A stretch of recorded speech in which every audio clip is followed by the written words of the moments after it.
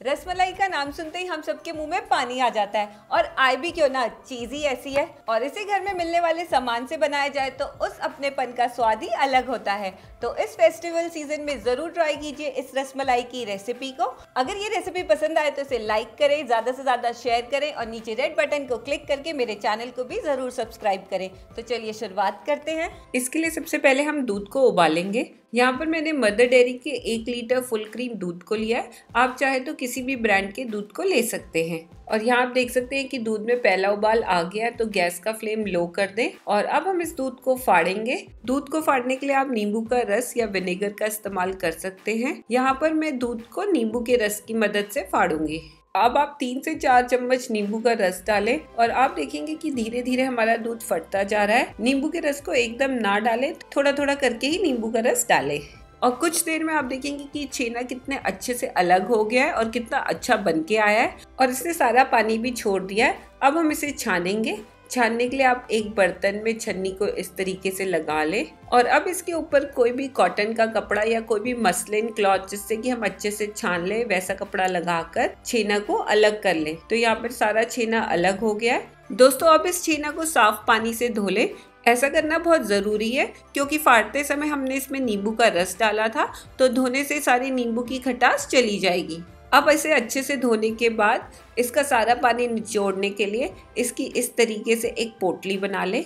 पोटली बनाने के बाद सारे पानी को निचोड़ ले जिससे कि छेना में हमारी बिल्कुल भी नमी ना रहे। दोस्तों, अगर आपके पास टाइम कम है तो आप दबा के सारा पानी निचोड़ सकते हैं या इस तरीके से पोटली बना के आधा घंटा कहीं पे भी टांग दे जिससे कि सारा पानी धीरे धीरे करके निकल जाए। और दूसरी तरफ इसकी रबड़ी तैयार करेंगे जिसके लिए एक कढ़ाई में लगभग आधा लीटर दूध को उबलने रख देंगे। यहाँ पे भी मैंने मदर डेयरी का फुल क्रीम दूध लिया है, आप चाहे तो कोई भी दूध ले सकते हैं। पहला उबाल आने के बाद गैस का फ्लेम लो कर दें।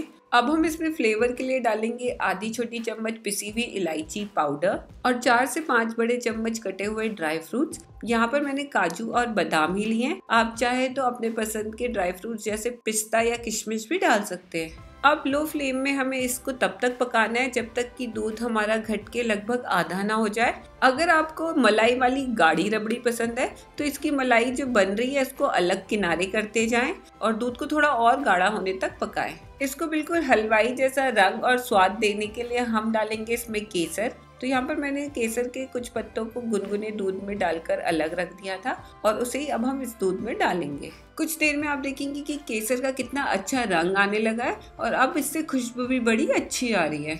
तो लो फ्लेम में लगभग 10 से 12 मिनट पकाने के बाद आप देखेंगे कि रबड़ी जितनी मुझे कंसिस्टेंसी चाहिए उतनी हो गई है। तो यहाँ पर अब मैं डालूंगी इसमें आधी कटोरी चीनी और चीनी को भी इसमें मिला लूंगी।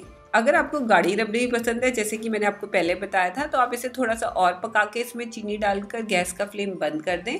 और अब हम चलते हैं अपने छेना की तरफ। तो यहाँ पर आप देख सकते हैं कि छेना में से सारा पानी निकल गया है और इसमें बिल्कुल भी नमी नहीं है। हमें बिल्कुल इसी तरीके के छेना को तैयार करना है। अब इस पोटली से इस छेना को निकाल कर इस परात में रख दे। और दोस्तों, अब आता है सबसे इम्पोर्टेंट स्टेप इस छेने को मसलने का। तो दोस्तों, जब मैंने रसगुल्ले तैयार किए थे तो आप लोगों की बहुत शिकायत आई थी कि आपके रसगुल्ले फट जाते हैं। आपके रसगुल्ले या रसमलाई फटे ना, इसके लिए बहुत जरूरी है कि आप छेना को कम से कम 7 से 8 मिनट के लिए अच्छे से मसलें। आप सारे छेना को मसलते हुए पहले एक तरफ ले आए और फिर उस तरफ से दूसरी तरफ अच्छे से मसलते हुए लाएं, जैसे कि मैंने वीडियो में दिखाया है। आप चाहे तो इसमें 1 बड़ा चम्मच कॉर्नफ्लावर भी डाल दें।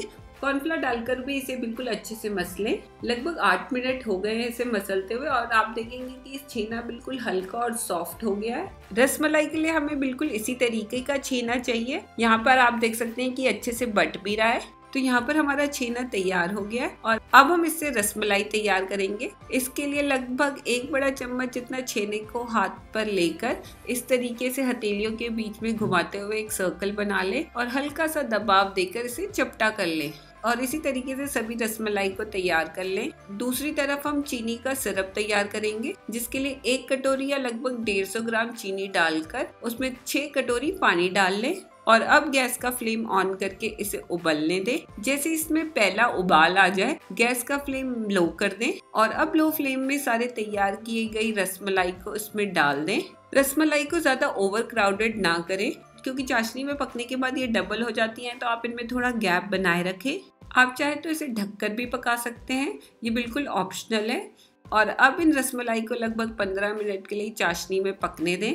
दोस्तों यहाँ पे हमारी रसमलाई क्या मज़ेदार दिख रही है, ये एकदम फूल के दुगनी हो गई है। तो अब यहाँ पर हम इसे धीरे धीरे करके पलट लेंगे और दूसरी तरफ भी अच्छे से पका लेंगे। अगर आप इसे ढक के पका रहे हैं तो 5-5 मिनट के गैप में चेक करते रहें और लगभग 15 मिनट बाद आप देखेंगे कि हमारी रसमलाई अच्छे से बनके तैयार है। तो गैस का फ्लेम बंद कर दें और इन्हें ठंडा होने के लिए रख दें। तो लगभग 20 मिनट बाद ये ठंडी हो गई है। आप चाहे तो इन्हें ऐसे भी खा सकते हैं या आप इनमें से सारा का सारा रस इस तरीके से निकाल कर तैयार की गई रबड़ी में एक एक करके डाल दें। अब आप 3 से 4 घंटे इसे रख दें जिससे कि हमारी रसमलाई सारा का सारा रबड़ी को सोख ले और हमारी रसमलाई एकदम सॉफ्ट एंड स्पंजी बने, बिल्कुल हलवाई जैसी। तो 4 घंटे के बाद आप देख सकते हैं कि हमारी रसमलाई कितनी मजेदार बनी है। दोस्तों देखिए इसमें से रस भी कितने मजेदार तरीके से निकल रहा है। तो इस फेस्टिवल सीजन में जरूर ट्राई कीजिए इस रसमलाई की रेसिपी को और मुझे कमेंट्स करके बताएं कि आपको ये कैसी लगी।